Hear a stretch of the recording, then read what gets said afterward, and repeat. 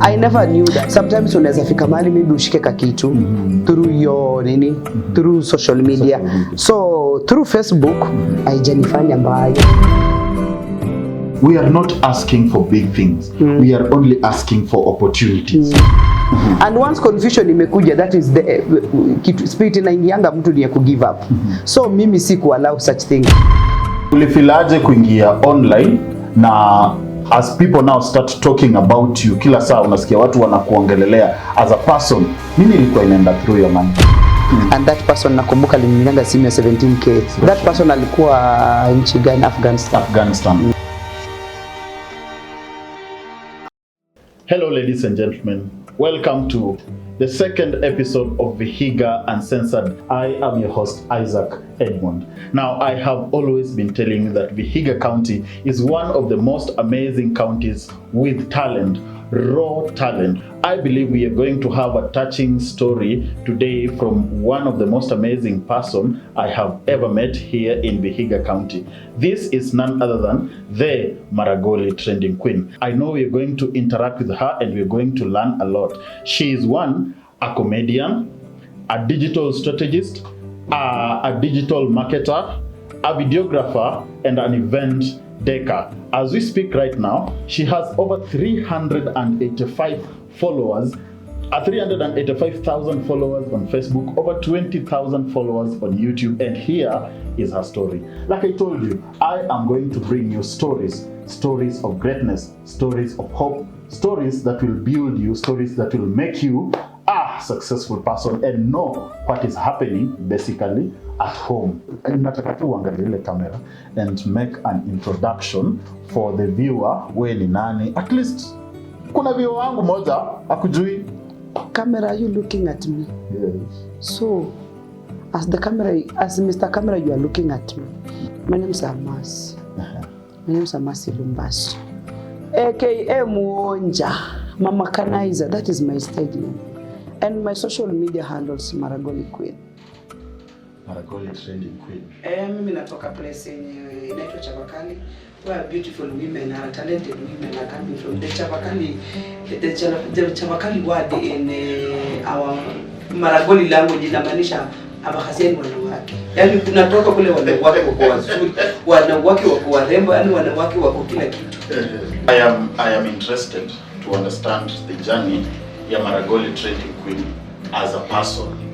Her story vile imekuwa since I discovered Maragoli trending queen from Mercy up to penye amefika saizi, because some conversations cannot be told in this county without your name being mentioned, and that is the most amazing thing nishaijua kukuhusu wewe.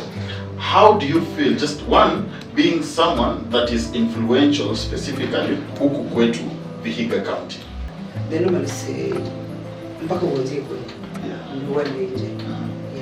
So your story ina relate na wewe na watu wako directly, wale watu wa nyumbani, watu wenye wanaweza sikia lugha unaongea. Wewe unaongea lugha ngapi? Just to be specific for my people. Kimaragoli, Kiswahili, Kinyore na Kizungu. Kizungu ilikuja na meli. Hiyo unaongea kidogo kidogo. Sasa kama nilishuka Mombasa sijui kama ishafanywa clearing and forward. Haijafika kwetu. Haijafika. Nini ilikumotivate hasa kupick Maragoli as a dialect? Anzia na kwenu.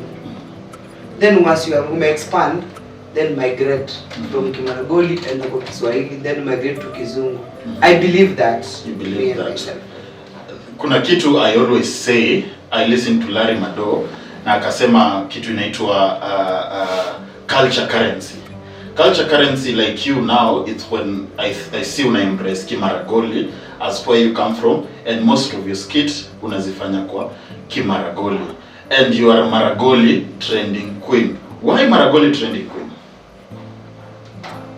I think the word trending, it was nilibandikwa tu na watu. There's something I did and that thing was very educative, and mostly nilikuwa na ongelea about my Maragoli culture, and mostly I normally based on the vitu zilikuwa za mababu wetu na nyanya zetu, those things that were happening before sisi tuzaliwe in our culture.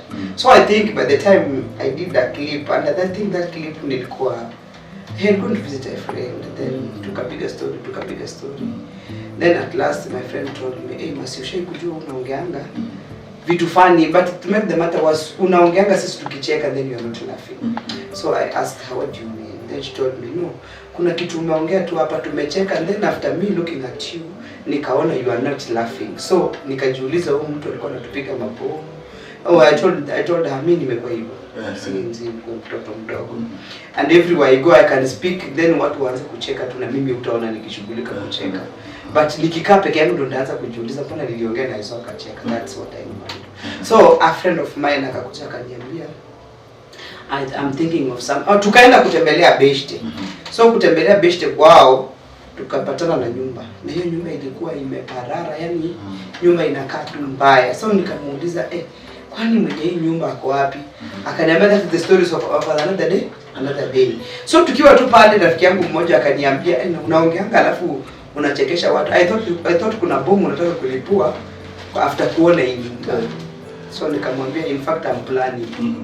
Na mwingine akaniambia Masi wewe cheza kama wewe tunakujua.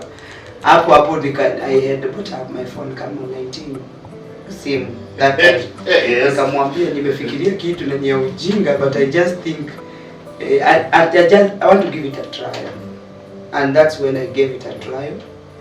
Then from that time kuna beshte yangu alikuja akaniomba simu after kuiona mjukuu zilikuwa nimeshoot na simu forward kwa simu nyingine. Na ndio hivyo ikaanza kutrend kabla mimi niweke kwa YouTube. So that's why everybody could look at my face and anakuja anasema si huyu ni fulani. Huyu ni fulani mpaka kafikia wazazi wangu, then sasa nikawaambia I'm the one who did it. And that's how I started. So that is how now you get yourself kwanza comedy. And nilianzia tu hapo after that thing imetrend nikapatana na watu wengi, mostly wale wako kwa nchi za ngambo, those proud Maragolis. I remember that time. So in short, ulikuwa una celebrate culture ya Kimaragoli? No, I was just talking about that house, then telling Nairobi people nyingi mnafaa mko nyumbani mkuje mjenge manyumba, mnakula tu vyapati mandasi na masoda na mtaki kujenga nyumbani. So that clip went viral until nikaona watu from US, wengine German, Canada, the Maragolis that are proud of their culture. Ndio wakakuja wanajaribu kutafuta who I am. So holistically through that skit ulikuwa unaongelesha Maragoli. I was talking to my culture, yes, my Maragoli and you are telling them to be proud of where they have come from. So nilianza na Kimara, nikashtukia nimeweka Kiswahili. Na ikaenda mpaka kwa Wanjaluo. So everybody was like anataka kujua who did this. Now that mtu alichukua simu yako and he did what he did. Akashare. How did you now come in the social media space? Ulianzaje kujua now I can post this online and in one or the other inaweza anza kuleta revenue? I remember I had a friend. I had someone who aliona hiyo clip na ikambamba akanitafuta. And me I've never met the person in person because mimi niko Maragoliland na yako Bunyoreland. He looked at me for me, akanipata, akatafuta namba yangu akaongea nayo.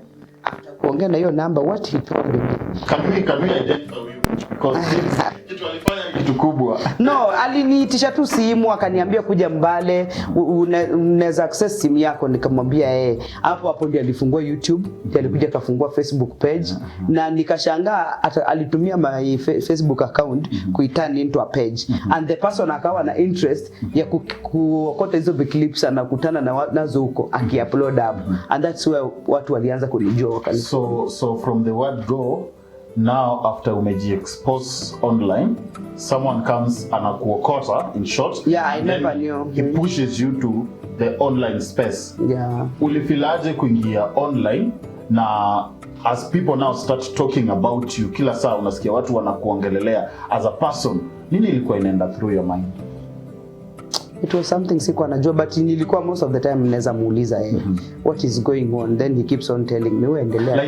Like as a person, unajua, like for me as the host wa hii show, nilipea courage ya kuendelea with what I'm doing because I never knew naweza fanya kitu kama hiyo na izurure iende mpaka mahali. In fact, there's someone who looked at that clip na akaniuliza ulitoa na nini, nikamwambia nilitoa na simu yangu and that person nakumbuka alininyanga simu ya 17k after kupatana na hiyo clip.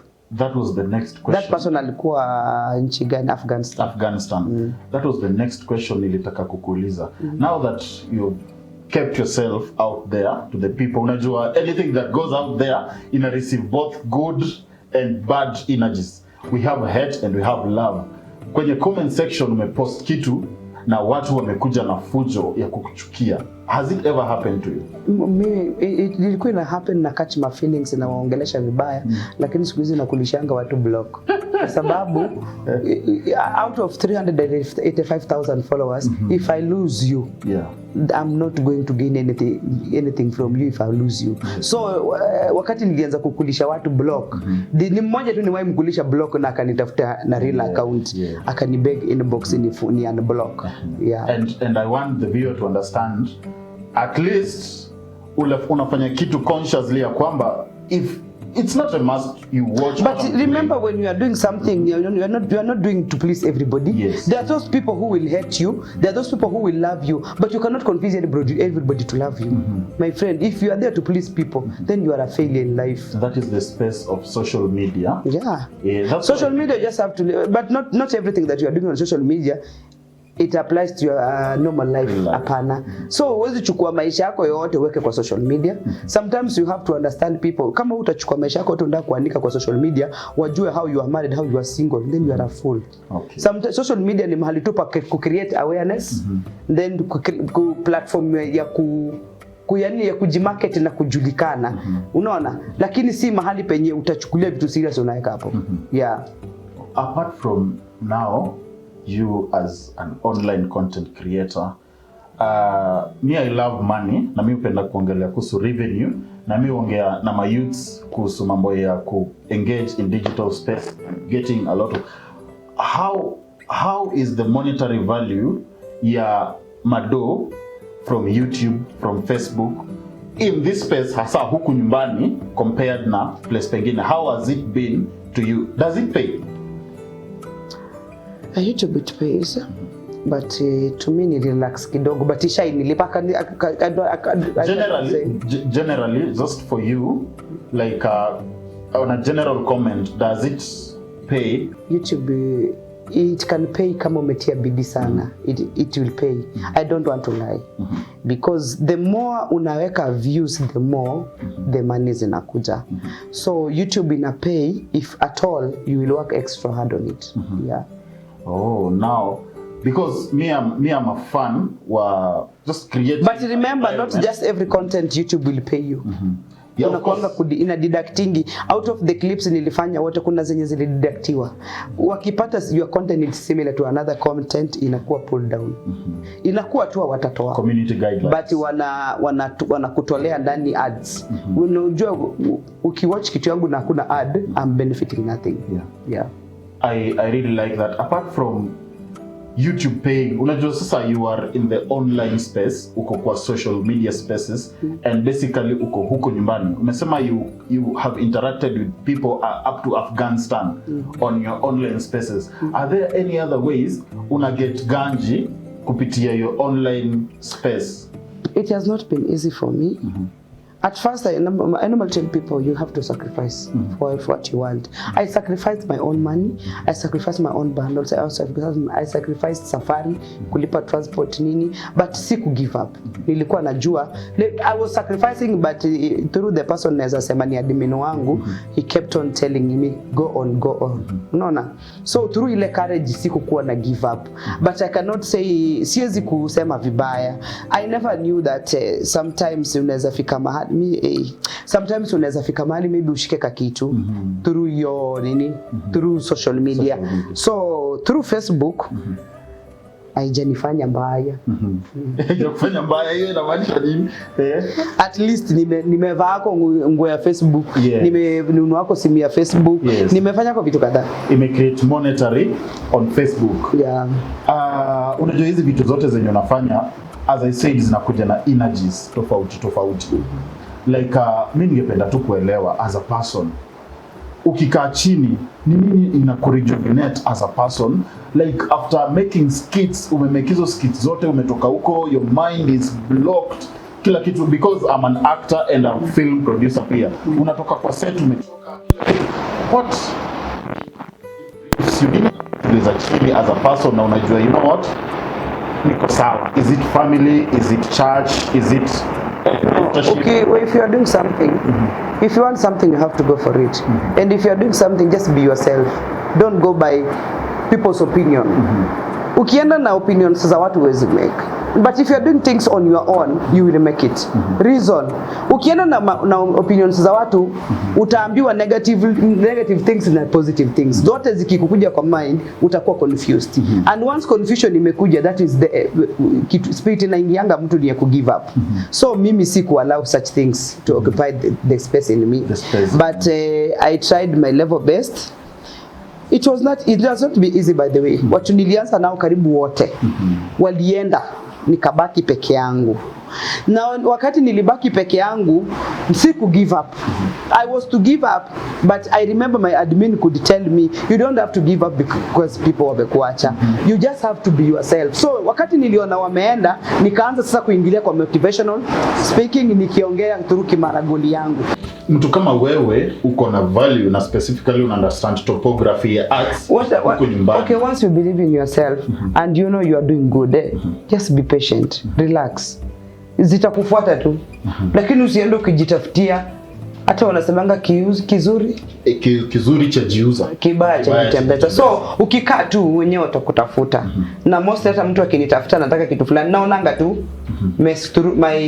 through my social media handles napata tu message inbox. But mimi am eager na hii generation Z imekuja, you know, ni watoto wako so aggressive kwa vitu. Don't you think kuna watu watatokea better than you? How is your feeling understanding that one day? I believe so. How is your feeling that understand that one day utatoka kwa market na kuna mtu atakuwa stronger than you? I believe so, but even if hata kuna siku utatoka kwa market, hata ukifika 50-60 years you can still do it because it's what you are going for. Exactly. And that is you're doing it by passion, in fact. So hakuna kusema timu yako, hapana. Watu juangu wamefanya mpaka miaka ngapi. So you just do it. Mimi sioni nikizeeka saa hii nikiacha. In fact, that is just the perfect thing kwa sababu art is just art. Art hata ukwe 90 you will do it. You do but it. my big fight in my mind and problem is AI. Art saizi na AI, like for example saizi AI inafanyia watu assignment, inafanyia watu nini. Like, do you think the digital world, the technological world inaenda ku affect how art is done and consumed? Inaweza affect. Inaweza affect because mahali penye tunaenda hapa mbele naona things are getting tough. Why? Tutahitaji vitu mingi sana ndio ufike ile kiwango chenye msee anafaa kufikia, no, kama apate pesa ama afanye ni kulingana na venye vitu zinaenda sahi. Yeah, but at least mtu mwenye ana impress hiyo change atakuwa in the right line ya ku get into the market at that point. My question is one thing I forgot to tell you is that don't believe that through you giving me your link I share because I'm a public figure. Yes. It will make you famous. You are lying to yourself. I tried it several times. Nilienda mpaka kwa wale watu wakubwa, unawaambia mazee ni share tu, at least wasee wanijue. Time nilikuja ku realize I have to work on my own. I have to look for my own audience because utanipea link nitashare. Wale watu watawatch tu hapo kwa hiyo muda. Mwisho watarudi kwenye waliku. So kitu yenye umesweatia umetafuta wewe mwenyewe inakuanga permanent. So in short, ni as a person you understand the type of content you're doing and the type of audience you're speaking to directly. Yeah. If you believe in yourself, just do things on your own. So it's basically your effort. Yeah, your effort. Wewe mwenyewe ukijituma utatafutwa. Lakini ukisema tunataka kujituma unapiga simu, sijui nataka uniwekeko kwa station, nataka unisaidie niingieko kwa radio. Ndugu, utalipa sana. Utamaliza pesa mingi, utapata mpaka kutana na mtapeli mmoja.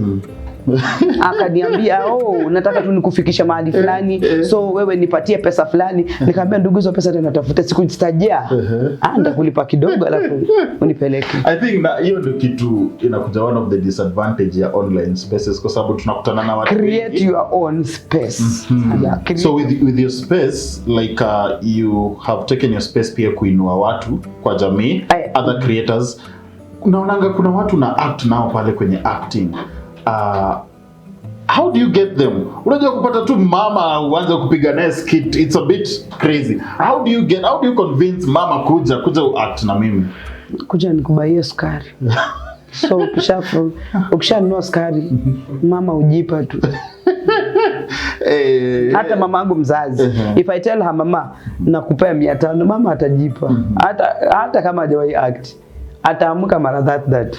I think that is one thing yenye watu inafaa waelewe nyumbani ya kwamba we are not asking for big things. We are only asking for opportunities. And if we get these opportunities, but kama wewe kama unafanya content na YouTube inakulipa, ndugu yangu bana, lipa kwa watu. Pati yako tu mtu soda. Don't just use people like that.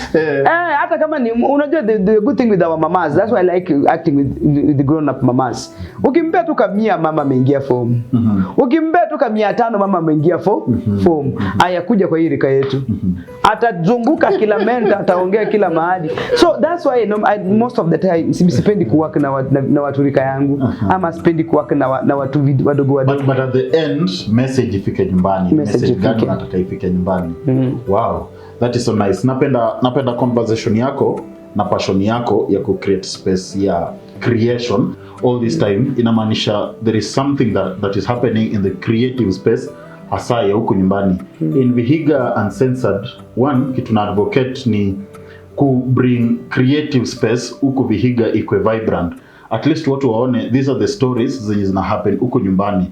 This is who and this is who in Vihiga County, so that at the end of the day I personally, on behalf of everybody in Vihiga, I can celebrate you. And of course, I am celebrating you to be one among the creatives when you want to change space ya creation in Vihiga County.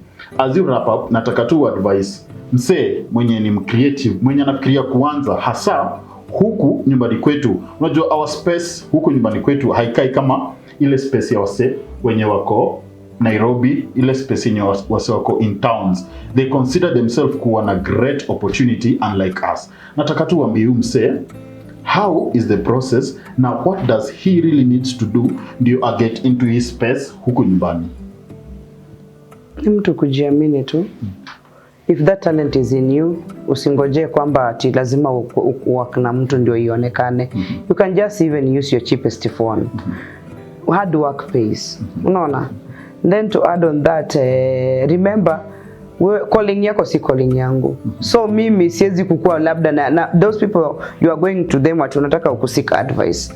Unaona, just be yourself, believe in yourself, jifanyie vitu zako wewe mwenyewe.